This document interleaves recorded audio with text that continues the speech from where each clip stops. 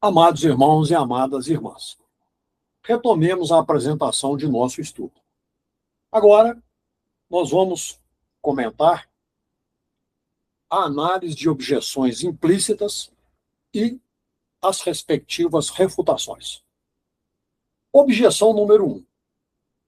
A Torá escrita não menciona explicitamente o Hilal. Formulação da objeção. Algumas pessoas poderiam argumentar: se a observação do Hilal era tão importante, por que a Torá escrita não o menciona explicitamente? Não deveria haver uma instrução clara? Quando virdes a lua nova no seu Hilal, começareis a contar o mês? Refutação. Essa objeção falha por duas razões essenciais. Primeiro, a Torá escrita frequentemente não detalha procedimentos. Ela estabelece princípios, deixando os detalhes procedimentais para a interpretação racional e a prática comunitária. Exemplo: Shemot, Êxodo 12, 8. Como celebrar Pêssar? Está escrito: comereis a carne naquela noite, assada ao fogo, com pães ázimos e ervas amargas. A Torá escrita não detalha em que quantidade isso deve ser comido, em que ordem, por quanto tempo. A comunidade determina esses detalhes aplicando o princípio mandatório que foi enunciado. Vaikra, Levítico 23, 15. A contagem do Homer. Contareis para vós, a partir do dia seguinte ao Shabat, 7 semanas completas serão. Até o dia seguinte ao 7º Shabat, contareis 50 dias. A Torá escrita diz contar, mas não detalha o método de contagem. Deve ser feito em voz alta? É algo individual ou comunitário? A aplicação é deixada para a sabedoria comunitária. Devarim, Deuteronômio 16, 1, falando de Aviv. Guarda o mês de Aviv, porque no mês de Aviv, Yah te tirou de Mitzrayim, Egito. A Torá escrita ordena guardar, mas não detalha como verificar se a cevada está no estágio de Aviv. Portanto, a ausência de instrução explícita sobre o Hilal não invalida a tese. A Torá escrita estabelece o princípio: calendário lunar, renovação, sinais celestes para tempos, e deixa a implementação para a razão prática. Segundo motivo, segunda refutação, a etimologia já é uma forma de instrução. Quando a Torá escolhe a palavra Hodesh, derivada de renovar, para designar o mês, essa escolha linguística é em si mesma uma instrução. Ela aponta para a renovação visível da lua como a base do conceito. A Torá escrita frequentemente ensina por meio da seleção vocabular, não apenas por comandos explícitos. Objeção número 2. A contagem poderia começar de qualquer ponto do mês lunar.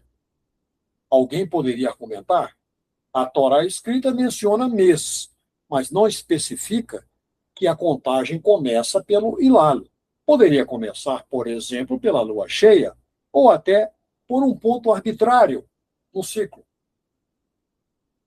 Vamos fazer a refutação.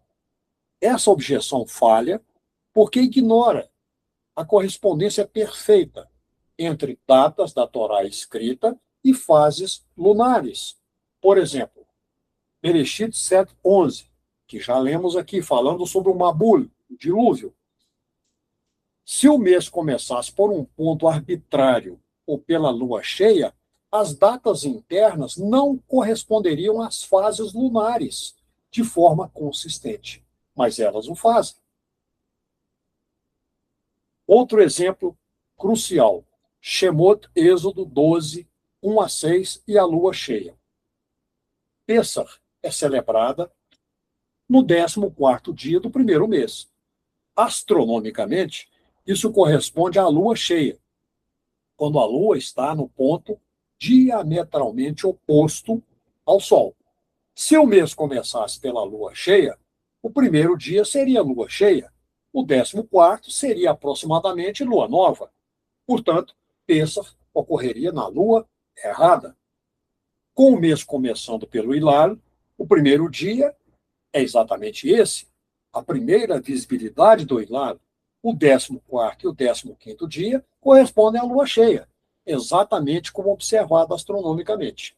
Ou seja, nesse caso, Pêssar sincroniza perfeitamente com a lua cheia. Portanto, essa sincronização perfeita prova que o mês deveria ser contado a partir do Hilal. Objeção 3. Um sistema baseado em observação seria caótico? Algumas pessoas poderiam objetar: se cada comunidade tivesse de observar independentemente o Hilal, haveria uma assincronia. Diferentes regiões veriam o Hilal em dias diferentes. Isso levaria ao caos no calendário nacional.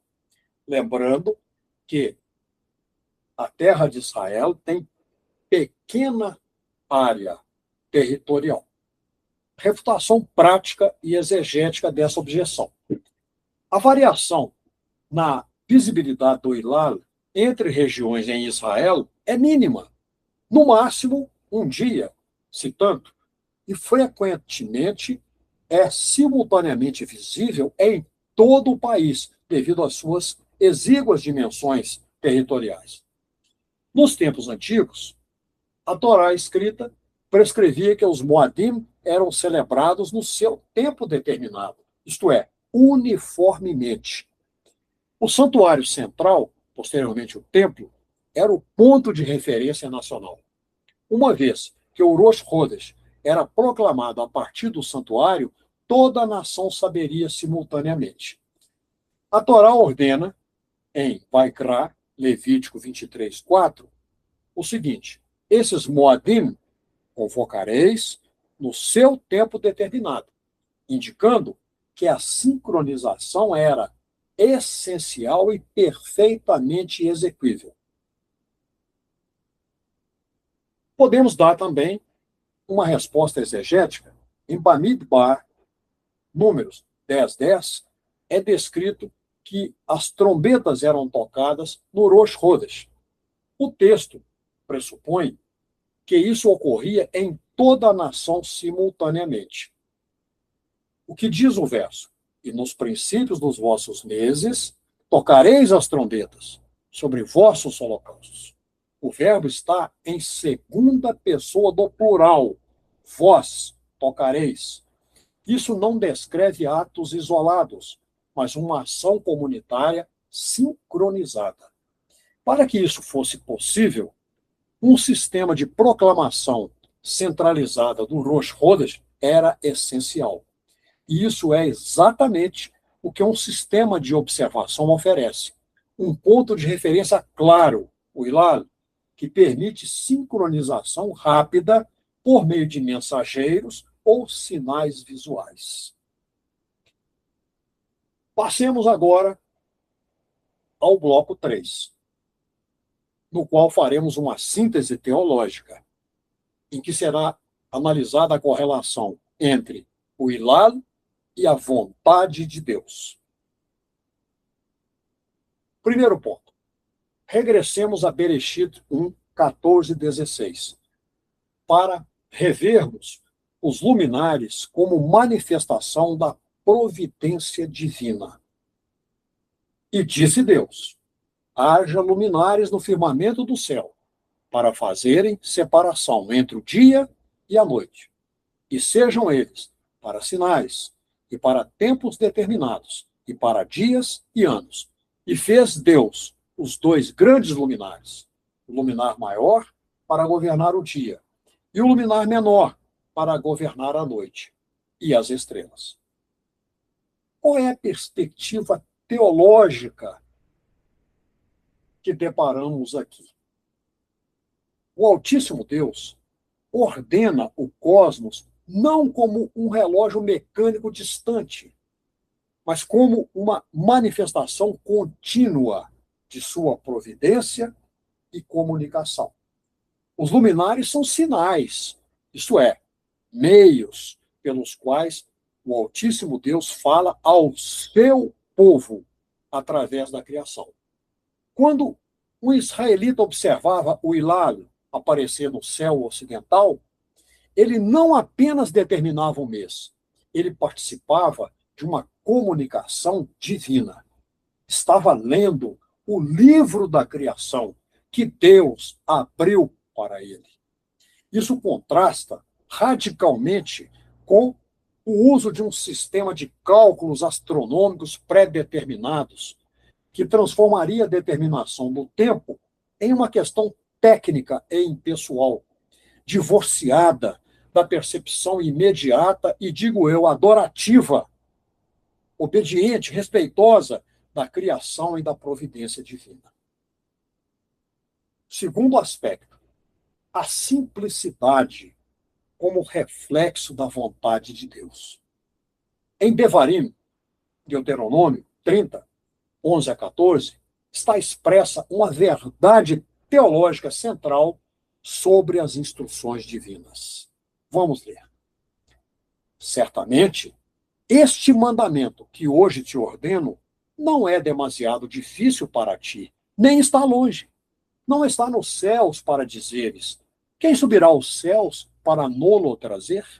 Nem está além do mar para dizeres: quem irá além do mar para nolo trazer?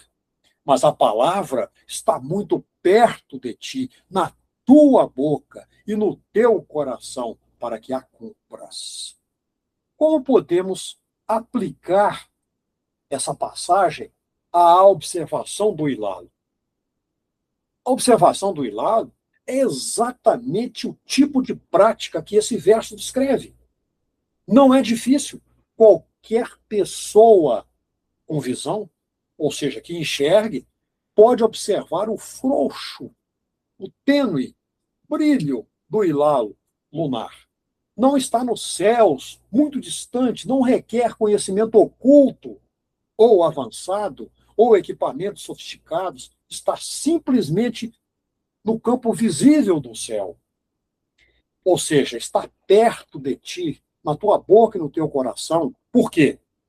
A observação é imediata, participativa, engajada com a criação e com a obediência ao Altíssimo Deus. Em contraste, um sistema de cálculos astronômicos é demasiado difícil para a maioria da população, exige conhecimento especializado, além do acesso comum. Está muito distante da experiência cotidiana da pessoa comum. Portanto, a observação do hilal é teologicamente consistente com a natureza das instruções divinas, conforme expressas na própria Torá escrita. O próximo passo é nós avaliarmos a harmonização entre observação lunar e ciclos agrícolas. Vamos revisitar Devarim, Deuteronômio 16, que fala de Aviv. Devarim 16, 1. Guarda o mês de Aviv e celebra Pêssar, a Iá, teu Deus. Porque no mês de Aviv, Iá, teu Deus, te tirou do Egito, Mitzrayim, à noite. O termo Aviv, repetindo, refere-se a um estágio específico de maturação da cevada, não a uma data fixa no calendário solar. O calendário israelita, conforme revelado pela Torá escrita, operava em 2 níveis de observação simultânea. A observação lunar, para a determinação do mês. O hilal determina o início do mês, o Rosh Chodesh. Isso fornece a estrutura temporal fixa, que os meses meses lunares têm em torno de 29 dias e meio. E a observação agrícola fazia a confirmação da estação. O estado da cevada confirma se o mês contado é, de fato, o mês correto para Pêssar, se a cevada estiver em Aviv. Se não estiver, o próximo mês era declarado Aviv, implicando a intercalação de um mês no calendário. Isso fornecia, como fornece, flexibilidade para alinhar o ciclo lunar ao ciclo solar agrícola. Ou seja, essa é uma estrutura sofisticada, não primitiva, como parece ser. Uma prova pela correspondência perfeita nós temos à disposição. Voltando a falar de Pêssar. Ela é fixada no 14º dia do mês Aviv. Consideremos as implicações. Se o mês começa, e de fato ele começa pelo Hilal, o dia 1 corresponde ao Hilal, a primeira visibilidade da Lua. O dia 14 corresponde exatamente ao plenilúnio, a Lua cheia. Ou seja, Pêssar ocorre na Lua cheia, a noite mais clara do ciclo lunar. Isto é astronomicamente perfeito e simbolicamente apropriado, ou seja, a libertação do povo sob a luz máxima da Lua. Se o mês começasse pela Lua cheia, isso já foi falado, estou repetindo para a fixação, o dia 1 seria Lua cheia, o dia 14 nós teríamos Lua nova, Pêssar ocorreria no Hilal, a noite mais escura de determinação do mês. Isso seria astronomicamente contraditório e simbolicamente, no mínimo, obscuro. Se o mês começasse por um ponto arbitrário qualquer, nenhuma correspondência haveria, clara, com as fases lunares. Portanto, as datas estabelecidas na Torá escrita, 10º dia, 14º dia, 7º dia, não sincronizariam com observações celestes.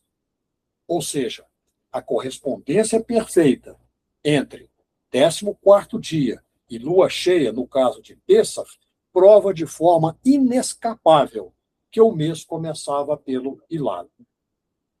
Agora, nós vamos fazer uma integração final.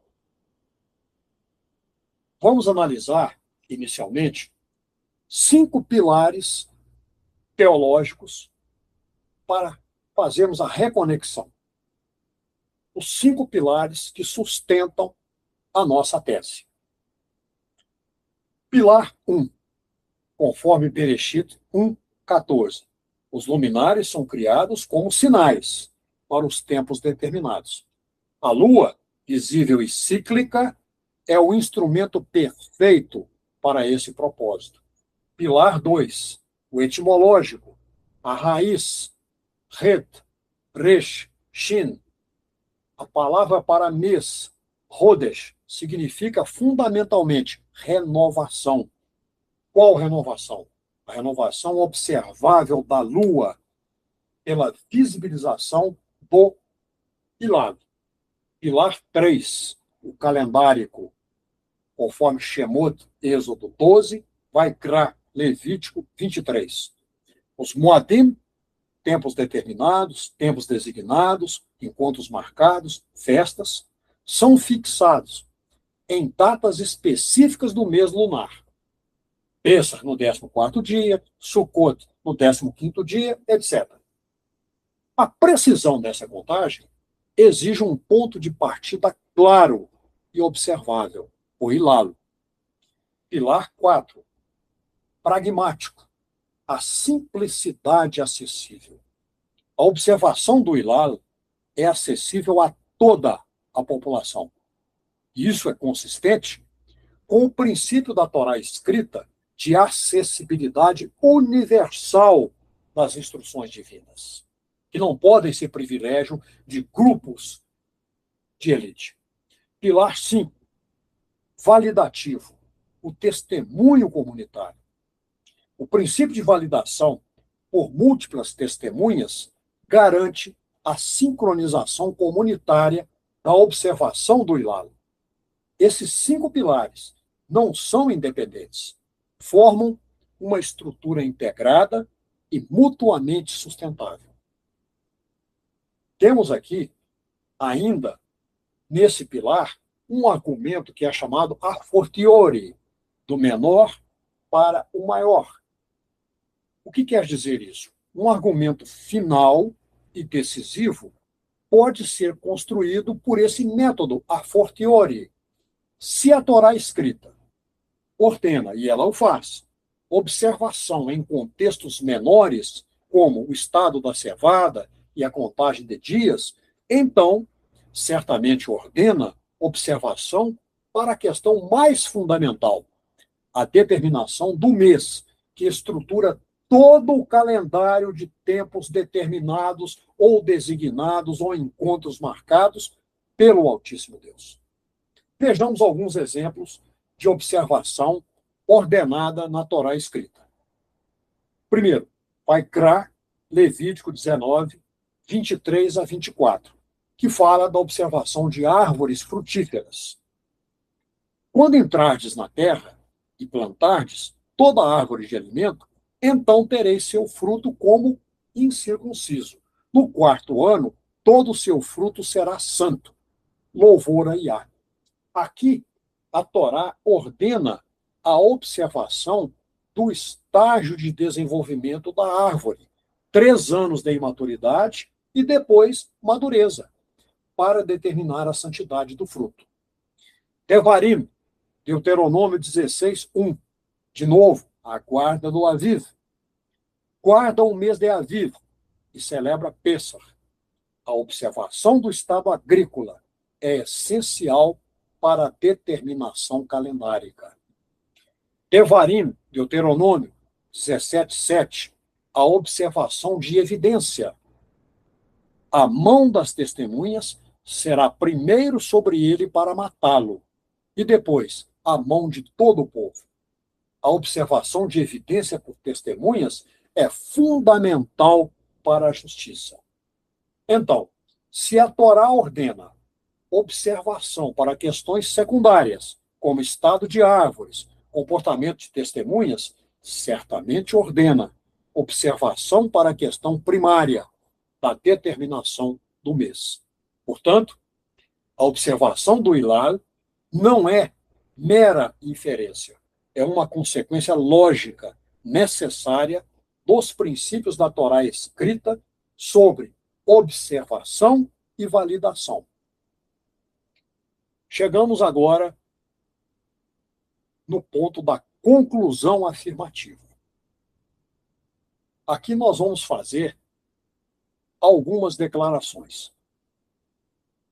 Sobre a base de análise exegética extremamente detalhada, análise etimológica rigorosa, análise semântica coerente, argumento cosmológico, argumento prático e argumento a fortiori, afirmamos, sem qualquer hesitação, a determinação do primeiro dia do mês, Rosh Chodesh, no Israel antigo, era realizada exclusivamente mediante a observação visual do hilal lunar, ou seja, o primeiro e tênue vislumbre da lua no céu ocidental, logo após o afastar do sol, que ocorre imediatamente após o período de conjunção lunar, quando a lua está astronomicamente invisível.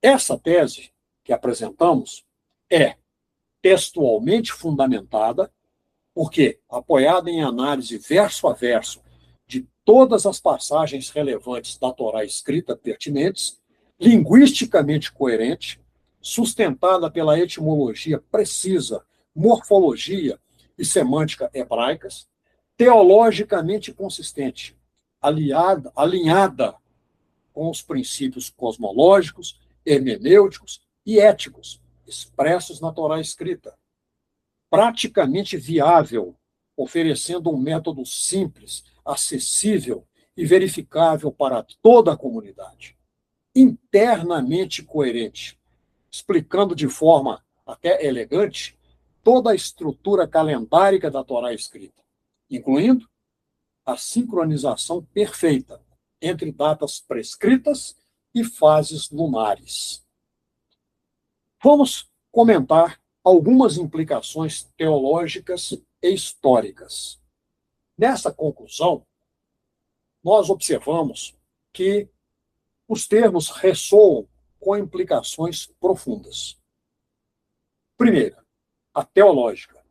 O calendário de Israel não era uma construção humana arbitrária, nem um sistema técnico divorciado da realidade criada. Era um sistema enraizado na observação direta da manifestação de Deus na natureza. Cada mês começava com a observação comunitária de um sinal, divino, qual o reaparecimento da lua, seu hilal. Isso mantinha Israel em constante comunhão com a ordem criada e com a vontade divina manifestada naquela ordem. Implicação histórica. Os primeiros israelitas não necessitavam de astrônomos, tabelas ou cálculos sofisticados. Apenas precisavam observar o céu.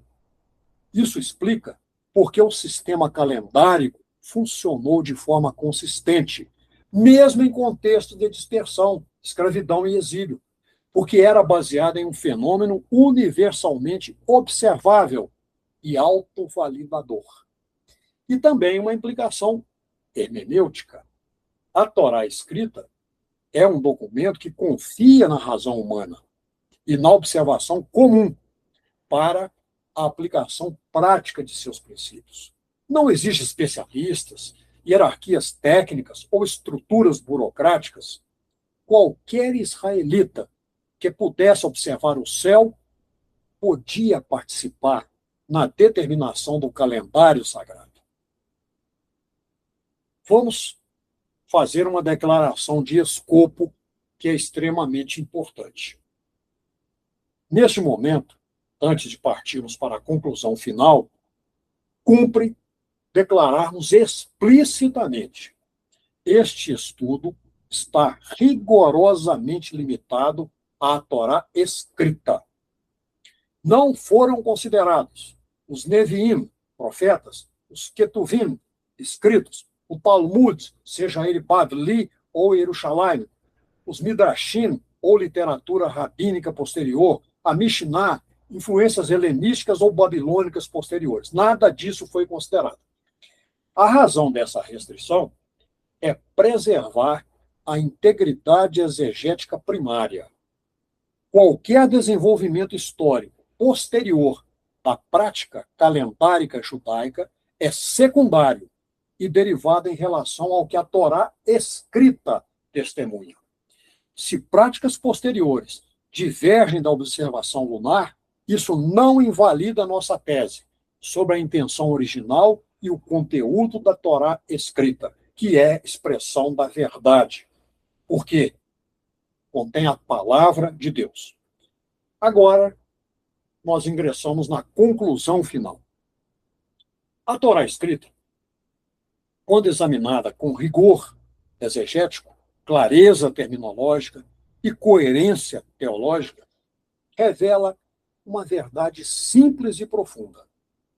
O primeiro dia do mês era determinado pela observação do hilal lunar, o sinal celeste, que marca a renovação, o Rodesh, da Lua e o início de um novo ciclo temporal. O método é simples, acessível a toda a população, preciso, sincronizado com fases lunares astronomicamente verificáveis, divino, um sinal de Deus manifestado na criação, comunitário, validado por múltiplas testemunhas e proclamado para toda a nação. A sofisticação dessa solução, simples na aparência, profunda na estrutura, reflete a sabedoria divina expressa na Torá escrita. Uma sabedoria que confia na razão humana, honra a observação natural e mantém toda a comunidade conectada, tanto à ordem criada quanto à vontade revelada de Deus. A determinação do Rosh Chodesh, através da observação do Hilal, revela que o calendário bíblico não é um sistema estático de números, mas um diálogo contínuo com o Criador, conectando o céu e a terra. Ao buscarmos a primeira luz da lua no horizonte, deixamos de ser simples espectadores e espectadoras do tempo, para nos tornarmos testemunhas voluntárias da renovação da criação. O Hilal ensina-nos que a santidade muitas vezes começa com o quase invisível, com o pouco perceptível. Assim como o mês não nasce em plenitude, mas em um fio de luz vulnerável, nossa jornada espiritual exige um olhar atento para os pequenos sinais de crescimento em nossa alma. A observação do Chodesh é o exercício máximo da paciência e da humildade. Não somos nós que determinamos o tempo. Nós o reconhecemos quando ele se manifesta. Por ordem de Deus. O Criador estabeleceu as leis físicas, mas confiou a nós a dignidade de proclamar o que é santo, para que possamos prestar-lhe obediência e adoração. Pois quando o olho humano encontra o sinal Ot no céu, o tempo comum é interrompido pela eternidade do Moed. Que essa busca pelo Hilal nos lembre que mesmo nas noites de maior escuridão, a renovação está em curso. Que cada novo mês seja para nós um Vaikra, um chamado para abandonarmos a inércia e iniciarmos com disciplina e alegria um novo ciclo de subida em direção à luz inacessível. A observação do Hilal lunar transcende a simples astronomia. Ela representa um ato de comunhão entre o povo de Israel e o ritmo cósmico estabelecido pelo Criador. Um diálogo silencioso entre a criatura e a ordem divina, de modo preciso e simples, inscrito nos céus. Quando o israelita antigo levantava os olhos ao entardecer, procurando aquele primeiro fio de luz lunar, não realizava um cálculo matemático abstrato. Ele praticava um ato de obediência adorativa que o conectava simultaneamente a Deus, cujas ordenanças governam os astros, a sua comunidade, que aguardava o mesmo sinal para sincronizar suas vidas, e ao tempo sagrado, que não é imposto mecanicamente, mas reconhecido e celebrado. Tenhamos presente que a Torá escrita não menciona, nem oferece tabelas astronômicas.